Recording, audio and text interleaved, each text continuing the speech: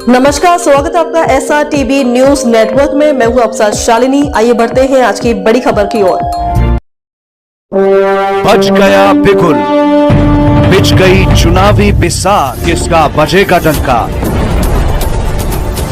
और किसकी होगी मार। भारतीय जनता पार्टीचे उमेदवार आहात सर। आता हे लास्ट फेजवर आलेलं आहे आपलं हा इलेक्शन महानगरपालिकेच्या। काय आपली रणनीती आहे, काय विकासाचे मुद्दे राहणार त्याबद्दल सांगा। आमचा जितकाही एरिया आहे त्या संपूर्ण एरियामध्ये 100% आम्ही विकास केलेला आहे। सिमेंट रस्ते तयार झालेले आहे, पाण्याची कुठेही गैरसोय नाही आहे, संपूर्णकडे LED लाईट्स लागलेले आहे, संपूर्ण ओपन लँड्स असलेल्या जागा तिथे बगीचे तयार केलेले आहे, स्पोर्ट्सचे ग्राउंड तयार झालेले आहे। अशा पद्धतीनं संपूर्ण विकास आमच्या प्रभागाचा झाला आहे आणि 2022 पासनं सातत्याने असं वाटायचं की इलेक्शन आता लागेल, उद्या लागेल, त्याच धर्तीवरती आम्ही राहिलेले जे कार्य आहे माननीय आमदार कृष्णाभाऊ खोपडेजी यांच्या माध्यमातून पण जे राहिलेले कार्य आहे ते संपूर्ण प्रभागात आता आम्ही काम कंप्लीट करून कामं संपवलेले आहे।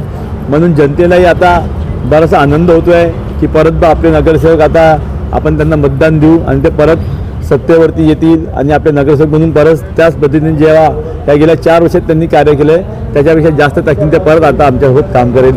तर जनतेला एक बडा आनंद आहे आणि खूप त्यांच्यात एक हर्ष उल्हास आहे। विरोधक ताशेर ओढते की विकास रखडलेला आहे, आणखीन इथे काठीची टक्कर आहे, आम्ही जिंकून येणार असे लोक ते असे म्हणतात। आपण काय बोलणार त्यावर?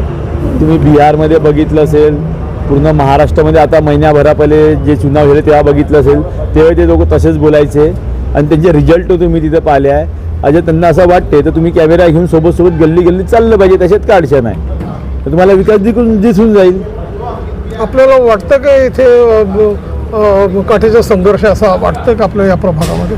काट्याची संघर्ष असता तर हे लोक पक्ष बदलू दुसऱ्या पक्षातून आणलेल्या लोकांना तिकीट का दिले असते? स्वतःच्या कार्यकर्त्यांना दिले असते ना।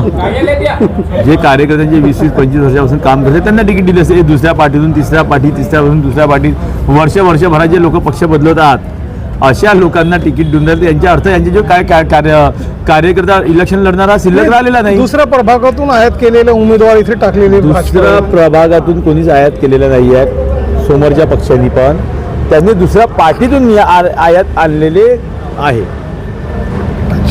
तर आपण आता 15 तारखेला मतदान आहे, तर आपल्या नागरिकांना काय कडकडीची विनंती राहणार? मला नागरिकांची एवढीच विनंती राहणार आहे की 100% मतदान झालं पाहिजे आणि आपला मतदानाचा हक्क यांनी गाजवला पाहिजे आणि कुठेही कोणाच्या अफवात न जाता आपलं मतदान पहिले सकाळी सर्वात पहिले नंबर लावून करून घेतलं पाहिजे, हेच मी जनतेला विनंती करेल। धन्यवाद।